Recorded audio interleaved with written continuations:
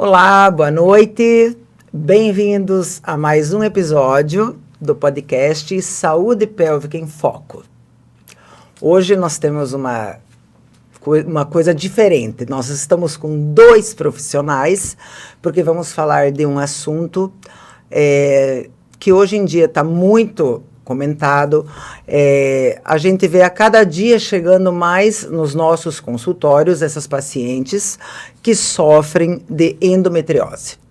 Então, eu tenho o prazer de hoje estar aqui com um médico que faz o diagnóstico de endometriose e com o Dr. Esdras, que ele faz tratamento clínico e cirúrgico de endometriose. Vou apresentar o Dr. Marcelo Pedrassani. Marcelo criou a primeira classificação diagnóstica de endometriose superficial do mundo. Esse cara é o cara do diagnóstico. Aqui está o Dr. Esdras Camargo, que é um ginecologista, especialista em endometriose, cirurgião. Vou ter o maior prazer em estar aqui conversando com vocês e hoje nós vamos falar de diagnóstico de endometriose, tratamento clínico e cirúrgico de endometriose e a fisioterapia pélvica na endometriose. Mas agora eu vou deixar um espaço para vocês se apresentarem. Dr. Marcelo, por favor. Muito boa noite, obrigado pelo convite. Tá? Muito lisonjeado estar aqui com duas pessoas queridas que eu gosto muito, são pessoas muito competentes. E acho que vai ser um debate e um bate-papo aqui muito elucidativo, tá? E a gente vai tentar trazer uma coisa bem inteligível para todas as pessoas leigas que assistem esse podcast.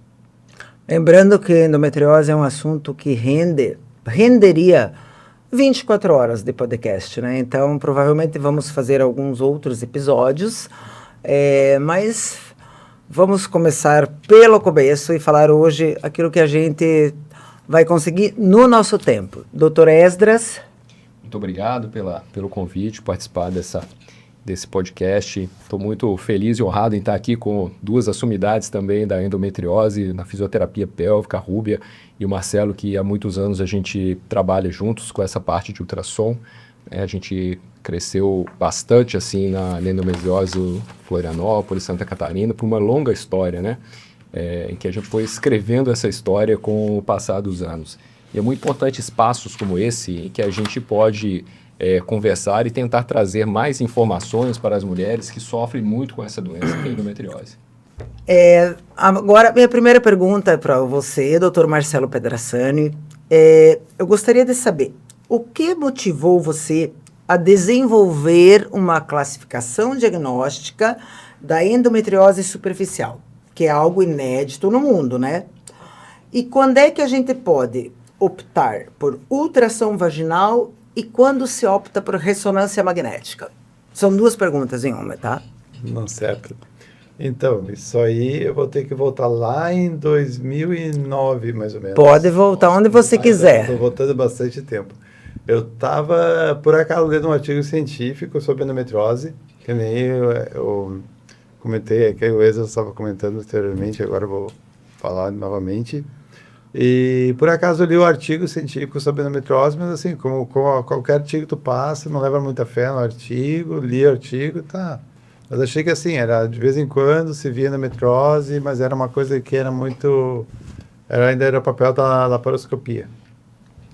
Só que daí teve um caso de uma paciente que tinha endometriose intestinal comigo, que eu fui olhar, falei, tem alguma coisa atrás desse ultra, né, grande, daí, meu Deus, isso aqui é uma endometriose mesmo, né, daí eu me dei conta, assim, quantos casos deixei passar na minha vida, porque eu comecei a fazer ultrassom em 96, tá, daí pensei assim, meu Deus, quanta paciente eu dei como normal que tinha endometriose. Mas mesmo, só te interrompendo, mesmo porque em 96 a gente, não sei se era falta de diagnóstico, de conhecimento, mas a gente quase não ouvia falar nesse nome, endometriose. Não, sempre se ouviu falar, mas era o papel da laparoscopia. Tá, entendi. Pensar, não se via endometriose. Sim, né? entendi.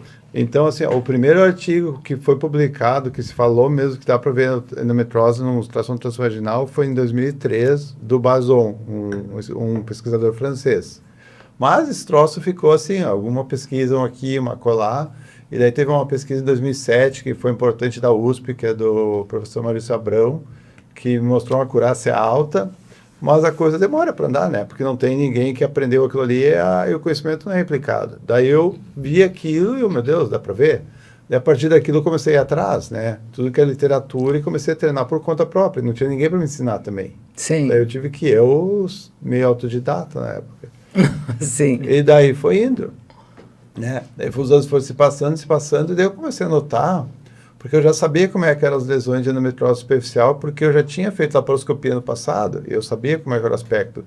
Eu comecei a ver umas lesões de peritônio, e falei, tá, mas eu acho que isso aqui dá para ver, isso aqui deve ser de superficial. Tem lógica a imagem que eu estou vendo aqui com coisa superficial, né? E eu comecei assim, discretamente, um outro laudo largava, eu pedia para o pessoal confirmar, olha, dá uma olhadinha para mim se é superficial mesmo, né? Não largava oficialmente. E a coisa começou a bater, sabe, pessoal? E daí que eu resolvi, daí que aconteceu, daí que eu comecei a ficar cada vez mais sem medo de largar isso nos laudos, né? Eu comecei a ficar um pouquinho mais confiante. Mais seguro. Isso. E aconteceu que daí chegou lá na época da pandemia, tá? Eu sempre tive vontade de fazer mestrado, doutorado lá em gineco, em São Paulo, na USP, mas a distância me impedia. Daí chegou na época da pandemia, como fechou tudo, as disciplinas passaram todas para online. Daí foi minha chance. Até o Sérgio Podaek, que é docente da USP, me ligou, Marcelo, a tua chance de fazer, porque eu já era amigo dele, né? E daí eu saí atrás disso, daí eu falei, opa, vou fazer endometriose superficial. Daí que eu comecei a falar com o Esdras, falei com o Igor, pessoal, começa a ver se os meus casos estão batendo e começa a me dar feedback. Entendi. Tá? E daí até então, na época, existia uma classificação um pouquinho diferente de endometriose superficial, que era uma classificação que tinha que invadir até 5 milímetros de profundidade no peritônio, que é a camadinha que reveste a barriga por dentro. Tá, agora, tinha então... o critério dos 5. Você está respondendo... Eu vou te fazer uma pergunta agora, então talvez essa seja a resposta, eu não sei, que eu ia te perguntar qual que é a diferença de endometriose superficial e de endometriose profunda. Então, você já vai responder, certo? Na laparoscopia sempre teve essa classificação distinta, que dividia endometriose na ovariana, que são os endometriomas, né, os cistos. Tem a profunda, que invade o peritônio, invade a órgãos pélvicos, tá? Pode invadir intestino, parede, intestino, qualquer bexiga, etc., que faz nódulos. E a superficial, que também foi descrita, a primeira vez foi em 97, que definiram os termos de superficial, os tipos, que daí tem as típicas e as atípicas, mas a maioria é cistinho, pequenininho, que tem várias cores. Eles podem ser desde transparentes, umas vesículas, tá? Nós temos vesículas muito pequenas, que medem até uns 5 milímetros, assim, que elas podem ser transparentes, ou elas podem evoluir conforme, porque elas têm sangue dentro. Daí, conforme o sangue vai degradando, elas vão passando para laranja, arroxeado, um preto, né? E tem umas áreas só de fibrose, essas são as superficiais. E a classificação até 2021, essas lesões tinham que invadir mais que 5 milímetros para baixo, tinham que descer assim. Depois de 2021, teve uma reunião na Europa, que várias entidades importantes se reuniram e derrubaram essa classificação, porque a literatura era muito fraca a respeito disso, não respaldava muito forte. Era baseado num trabalho de 1990. Então, derrubaram isso. E daí estava no meio do meu trabalho do mestrado. Eu já tinha feito um projeto piloto, fazendo corte histológico, para ver se o negócio ia mais do que 5 milímetros. Daí caiu por terra. Daí o que eu pensei? Meu Deus, não existe então um critério. Como é que eu sei que é endometriose especial? Não existe um critério de imagem. Como é que eu sei que eu estou vendo, entendeu? Eu posso ter até aquela história que o pessoal correlata que serve que... Por que os índios, na época que chegou as caravelas do Brasil, por que os índios não se defenderam das caravelas, não saíram correndo? Porque eles não sabiam o que era uma caravela, certo. Entendeu? Então, eu tive que sair do zero. Eu tive que pegar a laparoscopia e juntar com o que eu achava na imagem e tentar criar uma classificação. Mais ou menos um quebra-cabeça. E você criou esta classificação nova e hoje ela é mundialmente conhecida e são adeptos à sua classificação, então. Assim, ó, existia um trabalho um pouquinho antes de 2020, que é o trabalho do Matthew Leonard do Canadá, que ele citava focos de endometriose superficial injetando soro na cavidade dentro da barriga, através do útero, sim. Sim. Não é uma coisa prática, né? Eu não tenho como colocar um cateter em tudo que é paciente e colocar soro pelas trompas para cair na cavidade, porque isso é doloroso, pode infectar e tudo mais, não é prático. Claro. Mas ele descreveu o que ele via na metrose superficial, só que ele não classificou o que era o aspecto da lesão. Daí eu fiz esse trabalho, daí eu classifiquei, e esse trabalho serviu de base para o trabalho que foi publicado agora em 2025, que daí é um consenso mundial de endometriose, que é do grupo IDEA. Que daí sim, foi o meu trabalho a base da classificação daí da morfologia dos focos. Parabéns, né? Nossa, parabéns, Marcelo. Obrigado. Doutor Marcelo. Mas agora eu quero te perguntar, então isso significa que uma endometriose superficial é mais difícil de a gente ver numa ressonância magnética do que com ultrassom com preparo? Então, ou não? o que acontece? Até então, a literatura ainda fala que, assim, até há pouco tempo falava que não se via exame algum. Certo. Só se via na laparoscopia. Sim. Na laparoscopia, Tem que abrir, tem que ver. Aham. Mesmo na laparoscopia, os trabalhos mostram que um pouco mais da metade dos casos se enxerga, tá? Porque a lesão é tão pequena que às vezes não enxerga. O Wesley, às vezes, sabe muito melhor do que eu. Porque tu pode ter o brilho da ótica, né? A luzinha brilha muito o peritônio, fica muito... E o gás também faz a vesícula também, às vezes, colabar. Se a vesícula não é pretinha, não é Sim. laranja, não chama atenção. Pode tu não enxergar, tu ficar na dúvida se é ou não é, ou se é só uma irregularidade peritônio. Até para as lesões profundas mesmo. Né? Isso, Às não é vezes fácil, não é tão fácil assim como se imagina, né? A lesão aparece às vezes como algo pequeno na laparoscopia, só que ela invade, infiltra profundamente, como se fosse uma raiz, assim. Né? Isso. E se a gente já tem esse mapeamento prévio no pré-operatório, a gente consegue atuar de forma mais resolutiva. Este mapeamento, né, por exemplo, estou aqui falando eu recebo, né, como fisioterapeuta pélvica, exames de ultrassonografia com preparo, de ressonância de vários profissionais, claro. A gente sabe que alguns são um pouco limitados e tem o do Pedrassani, tem o da Grazi, que é uma ressonância muito top. Eu gostaria de saber que, Esdras, né, agora para você, quando você vai operar uma endometriose, esse exame, você se baseia naquilo ali, ele é importante para você mapear ali a tua cirurgia?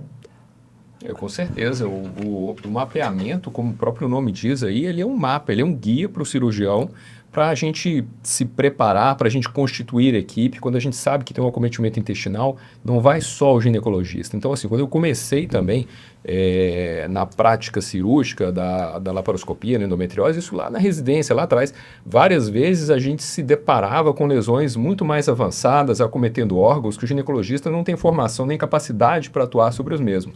E com o tempo a gente desenvolveu esse conceito da equipe multidisciplinar e uma vez já ciente da extensão do problema, até onde vai, o que acomete, a gente consegue chamar outras especialidades para compor esta equipe de modo a atuar de forma mais resolutiva para aquela paciente. Não tem mais aquela questão de entrar na cirurgia, o cirurgião, no caso ginecologista, se assustar com o que encontra, pois não havia um mapeamento prévio, e ter que voltar atrás e preparar aquela paciente para uma segunda intervenção. Então, isso hoje a gente conseguiu minimizar bastante com o mapeamento pré-operatório. Eu digo minimizar porque é necessário um mapeamento de qualidade, feito pelas mãos de alguém experiente, com um aparelho bem calibrado, um aparelho também moderno, que se não tiver isso, realmente é um mapa que Exatamente, eu não posso confiar isso, naquele mapa para seguir o meu caminho na cirurgia. Exatamente, acho que é por isso que eu fiz essa pergunta, porque se esse exame não for bem feito, não for um exame de qualidade, você pode estar aí abrindo ali, fazendo uma cirurgia de uma paciente,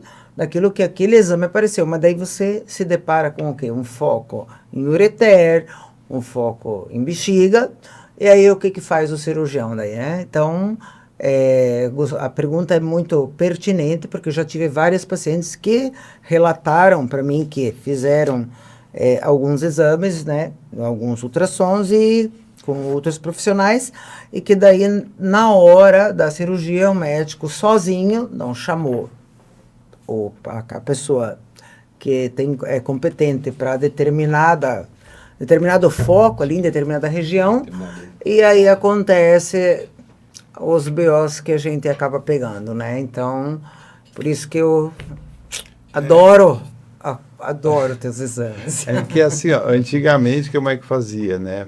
Pro público leigo, antigamente se fazia uma laparoscopia diagnóstica, primeiro se colocava laparoscópio, olhava o que tinha, né? E depois ia para o segundo tempo cirúrgico, né? Era o que se fazia. E até eu também fazia laparoscopia diagnóstica. Claro. Uma vez por ano eu ia lá fazer a laparoscopia primeira vez, segunda vez, terceira vez, só olhava e tirava. Sim. Né? Hoje em dia, não. Hoje em dia a gente vai lá, mapeia e ele só entra para operar. Então, a laparoscopia para diagnóstico praticamente não existe. Hoje não tem mais Até esse negócio de laparoscopia, isso, então... Tanto que saiu um consenso de 2022 da ESG, que é a principal entidade europeia de reprodução na embriologia e endometriose também, que a laparoscopia deixou de ser o padrão ouro para endometriose ovariana e profunda. Então, aí não é mais. Daí é um método de imagem, né? Se você não vê a lesão em método de imagem, a paciente persiste com sintoma clínico mesmo com o tratamento, daí sim está indicado fazer uma laparoscopia. Mas, certo. Caso contrário, não. Certo. Doutor Esdras, depois, então, que a endometriose, né, é confirmada por um diagnóstico, né, competente, quais são as possibilidades de tratamento? Como que você decide se o caso deve ser tratado de forma clínica ou cirúrgica? Estou voltando um pouquinho. Muitas vezes pode até não ter a confirmação em um exame de imagem. Então, um conceito muito importante... Sintomas, clínica, né? Sintomas. Clínico. É que a ausência de evidência não é evidência de ausência. Então, se há uma suspeita clínica forte de que aquela paciente ela se encontra, assim, em um quadro suspeito de endometriose, ela deve ser tratada como tal. Obviamente, afastando outras causas que podem nos confundir como um diagnóstico diferencial para a doença, né? Então, se ela tem a suspeita, e principalmente se ela tem o diagnóstico hoje de lesões superficiais, igual o Marcelo consegue fazer, isso facilita demais, porque a gente já tem a clínica e a gente tem a suspeita forte, né, um alto grau de suspeição ao exame de imagem. E isso já nos possibilita um tratamento mais assertivo para essas pacientes. Dando sequência, né, a gente pode fazer o tratamento clínico, começa ali com mudança de hábito de vida, dieta supervisionada, né? A gente trabalha sempre em equipe multidisciplinar, e a pesquisa de outros diagnósticos diferenciais. Eu tenho uma paciente, acho um caso interessante para contar, que ela não queria fazer tratamento hormonal, ela tem infertilidade, ela não queria fazer nenhum procedimento de reprodução assistida. E ela fez uma mudança de hábito de vida bastante severa, ela mudou completamente a forma como ela levava a vida. E dá para perceber ali no exame, no segmento de imagem, por exemplo, com relação ao endometrioma, que é algo que não tem como muito você errar. Um dia ela tem um endometrioma, está confirmado, ela repete, está sempre lá. Endometrioma é um cisto do ovário com conteúdo hemático, né, de sangue, que é um cisto de endometriose. Então, com o passar do tempo, ela observou, né, a gente observou uma redução daquele endometrioma, que é algo que é difícil de acontecer. E não foi porque ela entrou na menopausa, foi ao longo do tempo pelas mudanças que ela apresentou. Ela melhorou clinicamente, ela parou de ter cólica, só não conseguiu engravidar ainda, né? Então, primeiro seria mudanças de hábitos de vida e depois a gente pode lançar a mão do tratamento hormonal. O tratamento hormonal ele também tem vantagens e desvantagens que tem que ser discutido com cada paciente, principalmente respeitando ali as crenças, os receios de cada mulher, né? Então hoje está muito em alta também a não utilização de contraceptivos. Nós somos de uma geração, você também, em que as mulheres ganharam essa liberdade sexual com o uso das pílulas anticoncepcionais. E hoje isso tudo tem sido colocado em xeque com métodos comportamentais, barreira, mesmo vencida a era HIV, que nós também vivenciamos essa epidemia do HIV. Hoje o HIV não mata mais, é uma doença crônica e controlável, né?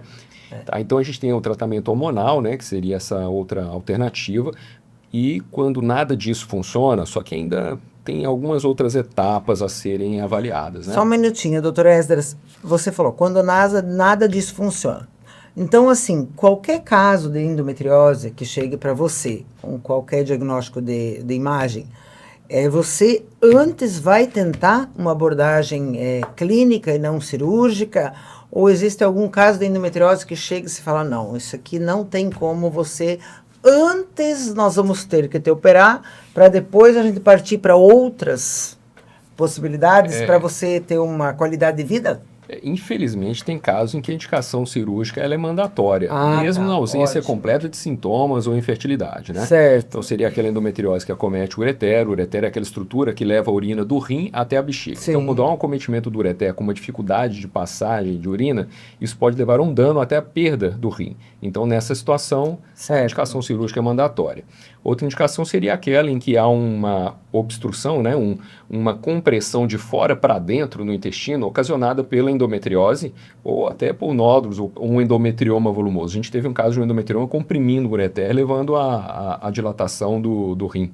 Né? Então, não é necessariamente o acometimento direto, mas o intestino ali geralmente é essa infiltração, que são situações raras, mas que pode acontecer, ocasionando uma estenose, que é o nome técnico para esse estreitamento da luz do intestino. Então, quando há esse tipo de situação, pelo risco de obstrução da parada completa e total da passagem de fezes, também é uma indicação de cirurgia.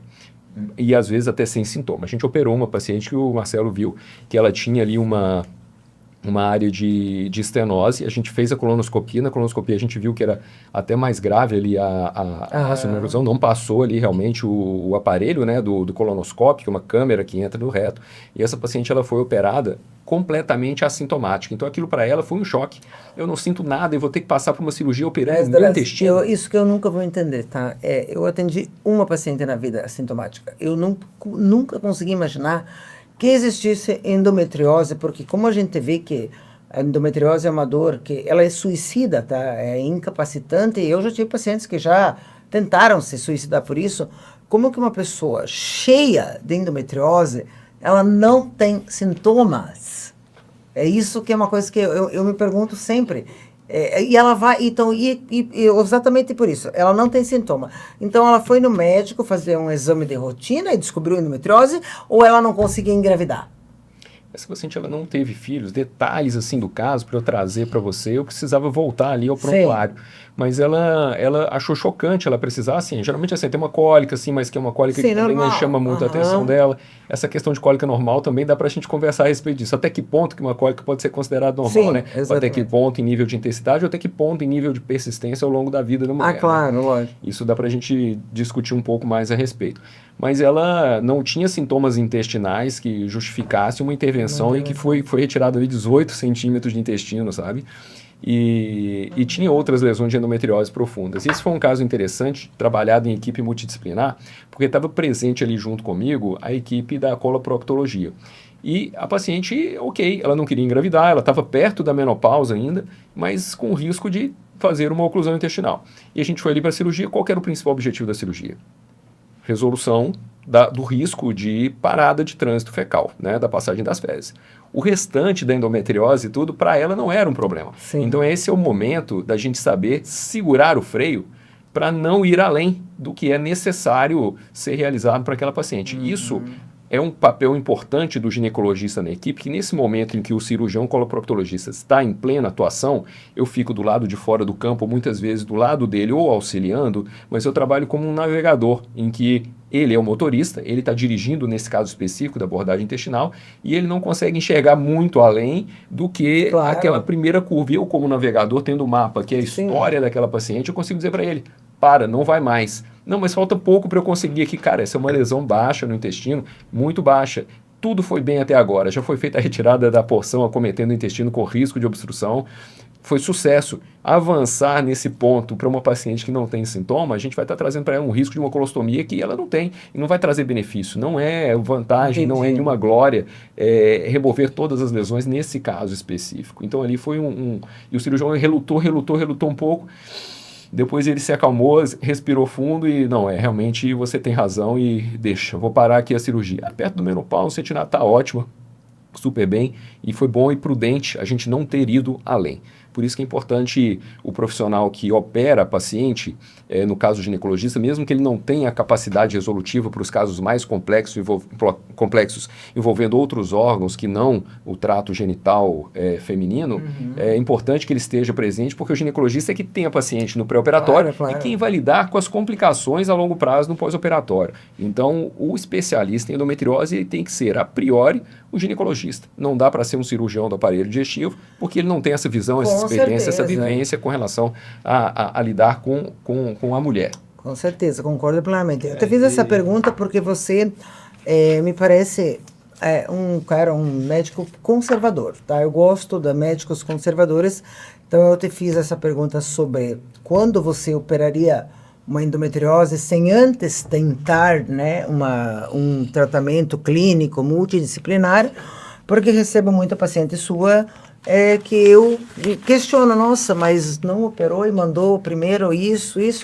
Então agora eu já entendi por quê, né? Você realmente isso acontece com o Marcelo, acontece com o pessoal da radiologia. Mas o Wesley ainda não te operou? Pois é. Não, dá, vamos acompanhar. Até eu uma vez falei para uma paciente, eu falei, tá, mas escuta, o Esdras não vai te operar. Não, ele mandou fazer isso. Daí eu falo, bom, o médico é ele, né? Tá bom, vou fazer o que ele tá falando. Entendeu? No começo a gente não sabia mesmo o que fazer. Igual o Marcelo falou, não, eu fui aprendendo como autodidata, né? Aí estudando os casos e vendo o que acontecia. Mas eu também fui aprendendo a fazer fisioterapia pélvica assim, sozinha, tá, gente? Eu falava pro Esdras no começo, falei, Esdras, tu vai ficar mais famoso pela cirurgia que tu não é indicado, pelas cirurgias que você indicar. Sim, porque, exatamente. Assim, ó, o cara que fica super indicando, assim, ele se queima, aliás, entendeu? Claro, e assim, ó, o tratamento não pode ser pior do que a doença, entendeu? Às vezes a paciente tem uma endometriose grande, mas eu ligo pouco sintoma. Tá? Então, tu não vai ter por que fazer uma abordagem grande, que tu tem risco de fazer complicação, de pegar nervo, fazer alguma perfuração de bexiga, intestino, né? Sim, nossa, isso aí tá cheio. Então, tá? daí mas tu você não pode, nunca fez isso. Então, tu tem que cuidar disso. E a mesma coisa em relação ao sintoma, né? Que tu acha que o pessoal tem... como eu tenho endometriose, não sinto nada. Só para ter uma noção, 50% das pacientes que têm infertilidade como causa endometriose, que é a principal causa de infertilidade, não tem sintomas, metade, tá? Então, metade das pacientes que vão lá para mim, que não conseguem engravidar, onde eu detecto endometriose, elas não têm sintoma algum. É muito difícil elas vão descobrir lá comigo. Então, elas ficam surpresas, às vezes elas deitam lá assim, ó, eu só vim aqui porque o médico insistiu que eu viesse fazer ultrassom transvaginal com preparo. Daí eu chego lá, olho, ó, tu tem endometriose, elas chegam a dar um pulo na hora. Doutor Marcelo, uma paciente que já tem uma suspeita clínica, né, de endometriose, quais são os passos para esse diagnóstico? Certo, bem, então varia muito, assim, às vezes a paciente veio com uma suspeita clínica muito forte, por exemplo, já veio com um toque positivo, por exemplo, tocaram e sentiram um nódulo lá no fundo de saco, na vagina, né, porque as lesões, elas muito comumente afetam lá no fundo da vagina por dentro, um lugar muito comum, então é atingível com o dedo, tá, então o toque vaginal é muito importante nisso, tá, principalmente o toque na parte posterior da vagina. Sim. Certo, então muitas vezes o Wesley já chega lá falando para mim, ó, eu palpei uma nodulação no ligamento uterosacro direito, no esquerdo, ele já tá Sim, bem assertivo, já bota tudo. Já dá para colocar até a medida. Então já vem. Então daí, até que nem eu falei antigamente só tinha a laparoscopia, depois dos anos 2000 surgiram 2 métodos de imagem, né, que é a ultrassonografia e a ressonância magnética, que vieram melhorando com o tempo, porque a evolução da tecnológica das máquinas permitiu cada vez uma resolução maior. Certo. Tá? Junto a isso, foi se juntando protocolos para melhorar o exame também, tá? No caso da ultrassonografia, o que aconteceu de evolução, né? Primeiro, se criou mais técnicas para ver mais coisas na pelve, não se vê mais a pelve, a gente vê o abdômen todo também, tá? Então, não é só... Quando eu falo ultrassom transvaginal com preparo intestinal, não é só transvaginal. Eu vou começar com o transvaginal, depois eu vou subir para o abdômen, eu vou olhar o apêndice da paciente, eu vou olhar o seco da paciente. Por isso que é com preparo intestinal? Não. Tá. O preparo, ele é feito para facilitar a visualização, tá? Certo. Então, assim, ó, como é que é o preparo? O preparo, principalmente, é para a gente poder enxergar não só a lesão na parede interior do intestino, mas se tiver muito gás na alça intestinal, aquela alça vai ficar grande e o gás não permite que o som passe, o feixe acústico do som, tá? Certo. O som não consegue atravessar o gás. Então, se tiver gás, atrapalha muito para ver as outras estruturas além do intestino. Então, a gente está com os últimos 30 centímetros do intestino tem que estar limpinho, sem fezes e sem gás. É o preferencial. Uhum. Então, como é que se faz o preparo? No dia anterior, tá? Tem vários protocolos de preparo. Eu tento usar o preparo mais light possível, tá? Para deixar a pessoa menos desconfortável. Então, o preparo que eu uso é o preparo que a própria Febrasgo sugeriu, tá? Que é a Federação Brasileira de Gineco e Obstetrícia, que é usar um laxante no dia anterior ao exame, certo? Um laxante leve. Eu prescrevo o Gutalax, tá? Mas se o paciente não quiser, também não pode usar até sal amargo, se quiser, Certo. tá? O Gutalax, ele demora geralmente em torno de 6 horas para fazer efeito, mas se o paciente não quer isso, ela quer um esvaziamento rápido, pode usar, tá?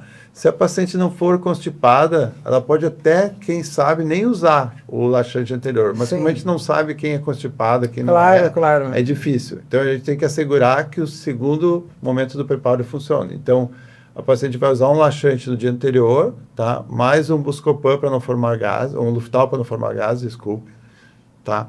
E no dia do exame, que é o principal, é uma lavagem, tá? Que é o principal medicamento do mercado, é o fosfenema. Mas pode ser qualquer medicamento que faça uma lavagem intestinal, tá? Sim. Minilax, por exemplo, nome comercial, tá? E daí isso assim, daí vai permitir que eu avalie bem toda a pelve.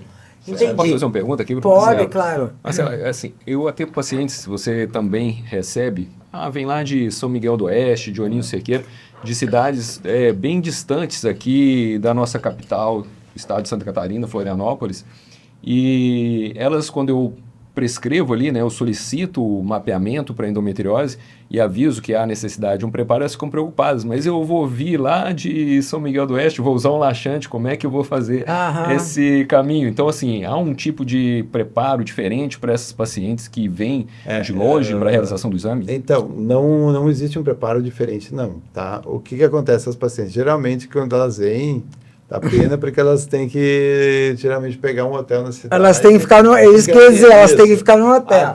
Então, ela tem que estar com... Ela tem que fazer um fosfenema até mais ou menos no máximo 2 horas antes do exame, Sim, senão claro. começa a formar gás de novo, tá? Lá na clínica, tem um banheiro grande que elas podem oferecer se elas querem, mas isso aí é uma coisa que dá muita vergonha. Sim, então, claro. A paciente não quer, ninguém vai querer fazer. Então, na prática, não funciona, tá? Mas Entendi. elas querem ficar com uma coisa um pouco constrangedora e elas querem fazer em casa ou no hotel, né? Então, infelizmente, nessa parte tem esse problema de logística, sim. Além do preparo, tá? Eu tenho que usar, assim, o máximo de ferramenta possível para diagnosticar tudo. Porque o que é ultrassom? É um transdutor, que ele é comprido, tá? E na ponta ele vai ter um feixe de ultrassom. Ele funciona como se fosse uma lanterna, tá? Que ele abre um feixe para os lados, uma lanterna que... Imagina uma lanterna que está abrindo uma luz para os lados, mas ela é fininha, a luz, tá? Certo. Como se fosse um laser, que ele é um leque assim, é fino. Então, eu estou dentro de um tubo que é a vagina, eu só consigo vascular para alguns momentos, então é um pouco difícil. Claro. Então, o que eu tenho que usar? Algumas coisas para me ajudar. Uma coisa que a gente usa é um gel na vagina, tá? Antes do exame, que ajuda a ver as lesões, porque as lesões na vagina, elas são muito parecidas com a parede da vagina. Sim. E o líquido é sempre amigo de quem faz ultrassom, porque dá uma diferença de imagem muito grande. Então, lesões muito pequenas eu consigo ver se eu tenho gel. Por isso que é colocado o gel na vagina, tá? Porque às vezes os pacientes questionam, por que esse gel, né? Na ressonância também se coloca gel, tanto que se coloca gel na vagina e retal também, e é bastante gel, né? No ultrassom, não, 10 a 15 ml de gel é suficiente. Então, o que eu coloco? Uma sondinha uretral, eu empurro lá para dentro da vagina, tá? E injeto com uma seringa, para não ficar desconfortável. E daí, o que eu aproveito? Como eu sou ginecologista e também sei fazer toque, às vezes, na hora que eu estou colocando já a sonda para posicionar atrás do colo, para aquela sonda não entrar dentro do colo, porque se eu não faço isso, eu tenho o risco de acertar direto no colo e injetar gel dentro do útero, tá? Eu já aproveito e passo o dedo para ver se tem algum nódulo. Isso me guia muito, principalmente parede lateral, tá? Porque, que nem falei, aquela lanterna, ela é difícil de bascular. Então, se eu passei o dedo do lado, senti que tem uma lesão muito lateral, eu vou ter que virar muito meu transdutor aqui, tá? Porque está um lugar meio atípico, que são as paredes laterais, que às vezes eu coloco pedras. E me ajuda muito a palpação. Então, eu uso eu vou para a guerra com todo o armamento que eu posso, entendeu? Olha só. Para tentar ser mais assertivo possível. Que legal. Isso assim, tem muitos radiologistas que fazem o mapeamento da endometriose com ultrassom. Mas eles não têm ali essa formação que o Marcelo tem como Então, é por isso que é ginecologista. Isso aí foi o pulo do gato ali para ele há muitos anos atrás de fazer essa avaliação. Então, ele complementa o exame, inclusive, de ginecologistas que não têm a mesma sensibilidade que ele nessa palpação, porque isso também não é ensinado nos livros de que forma que você examina a paciente para perceber esses nódulos de endometriose. Exatamente. Sim. Marcelo, agora só minha última pergunta para você é essa. Quando vocês mandam, depois que você faz ou ultrassom com preparo, ou antes, eu não sei, qual o momento que vocês mandam para fazer uma ressonância magnética e por quê?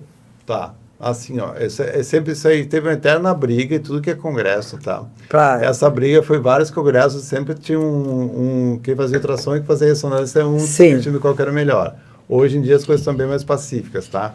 A ressonância, se você não tem uma pessoa que faça ultrassom bom na sua cidade, é melhor uma pessoa que faça uma ressonância bem feita do que um ultrassom mais ou menos, tá? Certo. Para algumas lesões, principalmente lesões fora da pelve, tipo assim, lá no diafragma, atrás do fígado, se a paciente foi meio um pouquinho obesa, a ressonância é superior, é mais fácil de enxergar. Entendi. Para ver, às vezes, a região de apêndice, se a paciente for um pouquinho obesa, também a ressonância é superior. Entendi. Tá? Certo. Então, às vezes é bom, depende do biotipo da paciente, ou quem está fazendo, ou se tu quer cercar, às vezes pode pedir os dois exames, é uma dúvida que problema. até as próprias pacientes me perguntam, né? Então é importante estar falando sobre isso. Só que a resolução para ver lesão muito pequena e para ver aderência, para ver lesão muito pequena, a resolução do ultrassom, a resolução proximal do ultrassom é superior. Então eu consigo ver lesão muito menor que a ressonância. Então, lesões superficiais, a ressonância agora, eles estão inventando um protocolo para tentar ver superficial, mas não tem nenhuma comprovação científica disso. Certo. Eles não têm trabalho com laparoscopia. E não conseguem ver também aderência, porque eu consigo mobilizar apertando para ver se está colado ou não.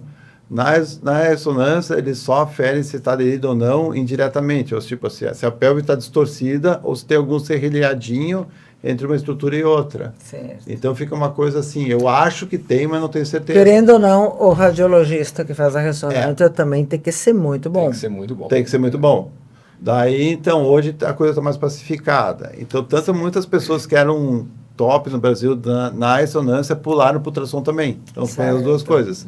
E eles mesmos já cederam que em mãos bem hábeis, a ultrassonografia é a primeira escolha. É a primeira e a escolha. ressonância é a segunda. Segunda linha, pode né? ser complementada se tu quer ver lesão para cima. Claro. Tá?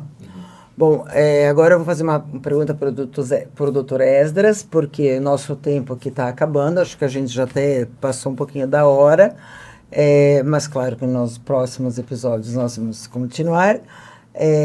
Mas eu preciso te fazer uma pergunta, Dr. Esdras. Muitas mulheres têm medo da cirurgia, né, da endometriose. O que mudou nesses últimos tempos? O que você pode estar falando para elas em relação a esse procedimento cirúrgico?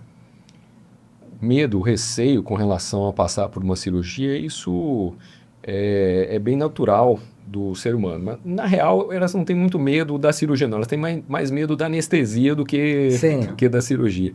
O medo, o receio, ele está sempre presente e isso tem que ser levado em consideração, discutido bastante com a paciente, até para decidir até que ponto que ela consegue conviver com alguns sintomas e até que ponto que ela está disposta a avançar assumindo um determinado grau de risco para ficar livre daqueles sintomas. Então isso tem que ser muito claro para a paciente.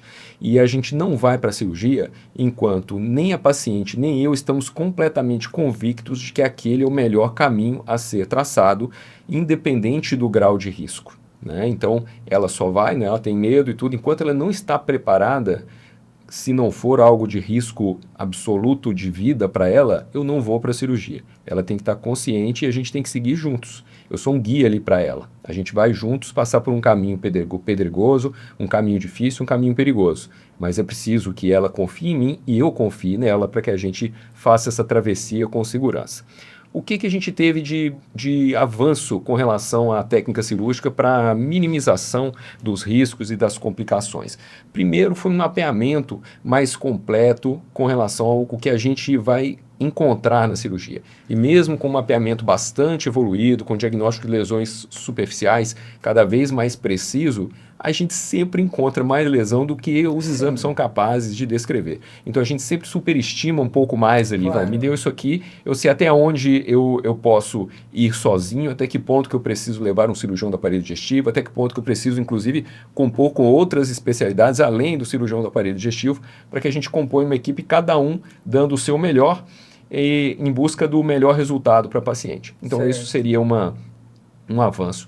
Outro avanço que o Marcelo lembrou bem aqui é com relação aos equipamentos de cirurgia também. Então hoje nós temos câmeras com uma visão enorme, que dá um grau de detalhamento muito grande e a gente consegue ser mais preciso, ser menos invasivo nessas intervenções. Da mesma forma, os equipamentos que fazem a parte principalmente de abordagem ali do intestino, hoje nós temos grampeadores, inclusive alguns elétricos, enquanto que quando a gente estava lá na faculdade, tudo isso ali a cirurgia era toda manual. Sim, então você cortava o intestino, imagina você costurar uma boca do intestino com outra, manualmente fazendo aquela sutura ponto por ponto. Então o risco de vazamento ali era muito maior do que os grampeadores hoje, que eles em pouco tempo conseguem fazer uma sutura mais efetiva do que as que a gente via há anos atrás sendo executadas de forma manual. Então isso também foi um grande ganho com relação à minimização de riscos. Sem falar das drogas anestésicas que são mais evoluídas, a parte mesmo de monitoramento do paciente durante o ato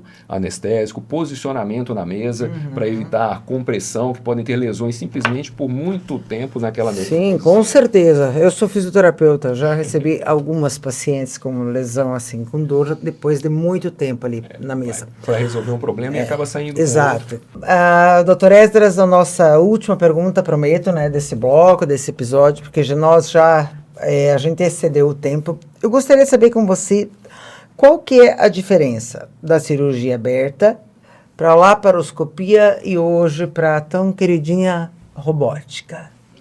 A cirurgia aberta seria a cirurgia tradicional, convencional, com uma incisão abrindo o abdômen para que seja feita a retirada da endometriose, dos focos da endometriose. Só que assim, a gente não tem a mesma capacidade de visão que a gente tem na laparoscopia ou na robótica com a realização de uma cirurgia aberta. Fora a contaminação do campo. Contaminação que eu digo não por algo contaminante, como uma bactéria, por exemplo, mas é uma contaminação por sangue. Aquele sangue, no momento da cirurgia aberta, ele cai e confunde a visão do cirurgião com relação à endometriose. Eu vou dizer para você assim, que é impossível fazer um tratamento adequado por cirurgia aberta. Muitas vezes, em localidades em que você não tem a disponibilidade da laparoscopia, nós temos um país muito vasto e muito diverso, isso ainda é executado. Principalmente com cirurgias um pouco mais radicais e podemos dizer até que mutiladoras, com a retirada do útero, das trompas e dos ovários, uma forma de tratamento para endometriose que é equivocada. A gente sabe que não resolve a questão da dor, esse tipo de abordagem. Então, em termos técnicos, não se usa a cirurgia aberta, né?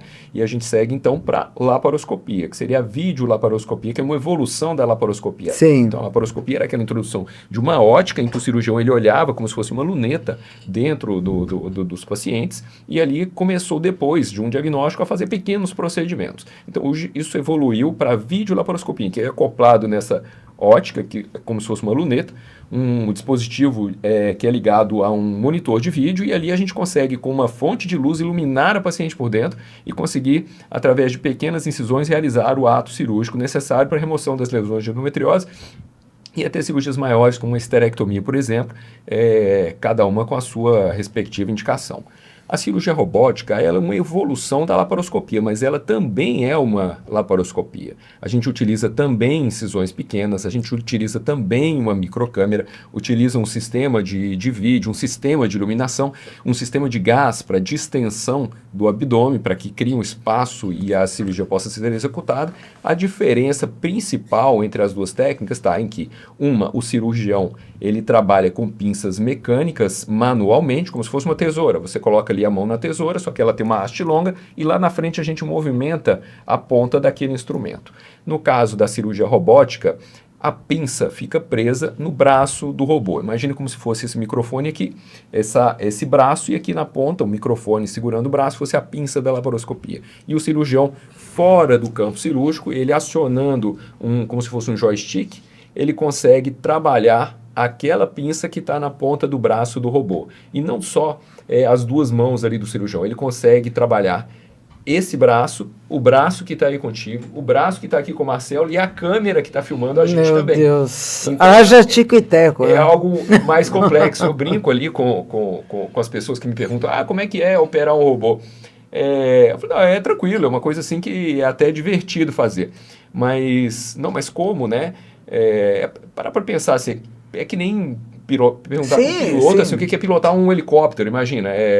Eu não consigo nem imaginar o que é pilotar um helicóptero, mas o robô em nível de complexidade seria algo assim, em que você tem uma vida ali na sua frente e que você precisa controlar uma máquina com bastante precisão, porque se você descuida, é como um helicóptero, né? Então você pode provocar um acidente. O robô, ele não tem freio ali. Se a gente vai com a mão, ele faz exatamente o movimento que você faz ali no joystick com um braço robótico. Então precisa muita expertise para a gente obter o máximo de segurança e minúcia que essa tecnologia proporciona. Por isso eu gosto de trabalhar com você, de atender suas pacientes, porque você é um cara conservador que pensa realmente nisso. Eu acho que, como eu lido muito com essas pacientes há muitos anos, eu entendo, vem delas, né, esse medo que eu acabei de perguntar, da cirurgia, e essa tua resiliência em estar sempre tentando ali melhorar a qualidade de vida delas, deixando essa cirurgia ali para caso realmente não exista outra possibilidade. Como nós não temos mais tempo, mas vamos falar no nosso próximo episódio, nosso próximo encontro, sobre aquilo que a gente sempre discute muito, equipe de multidisciplinar, né? Onde a gente entra a fisioterapia pélvica, a nutrição, a psicologia. Então, você é um grande parceiro da fisiopélvica por você ser um cara conservador, e quando você opera também, né, você já entendeu a importância que existe operar uma paciente e mandar para a fisioterapia pélvica para quê? Para ela perder aquilo que durante anos ela ganhou, né? Hiperatividade, sofrimento. Mas vamos falar num próximo bloco. Muita coisa para conversar. É que nem o podcast da menopausa ou da disfunção erétil com nível. Falei, gente, isso aqui é para a gente passar. Vamos montar uma mesa gigante e vamos começar a discutir tudo, porque podcast é assunto para muito tempo. E tu, Marcelo Pedrassani, doutor Marcelo, é muito bom também ter aprendido com você durante todos esses anos. Quando eu atravesso ali a porta de uma clínica para outra, te pedindo socorro, né? Ai, Marcelo, o que é isso? Não estou entendendo. Então, também é muito bom trabalhar com alguém que saiba fazer diagnóstico de endometriose e que ensine e faça a gente, né? A fisioterapia pélvica, as fisioterapeutas entenderem que a cada ultrassom é cada foco é e cada coisa gera uma dor diferente, né? Então, é muito bom para a gente tratar. Então, eu quero agradecer a vocês e dizer que é muito bom vocês estarem aqui, eu sou parceira de vocês, e vocês estarem aqui para poder cuidar de todas essas mulheres que sofrem de uma dor que realmente é incapacitante e que, com a graça divina, eu nunca tive, tá? Então, mas como eu atendo essas mulheres, eu às vezes me coloco no lugar delas, e assim, eu fico assim, chocada que alguém sinta tanta dor. E não é só alguém, uma, duas, hoje em dia são várias, né? Então, é muito bom a gente trabalhar em equipe. Quero convidar vocês para uma próxima oportunidade, então, para a gente continuar conversando mais sobre isso. Isso aí. Eu que agradeço a oportunidade. Então, tá bom. Obrigada, boa noite. Tchau, tchau.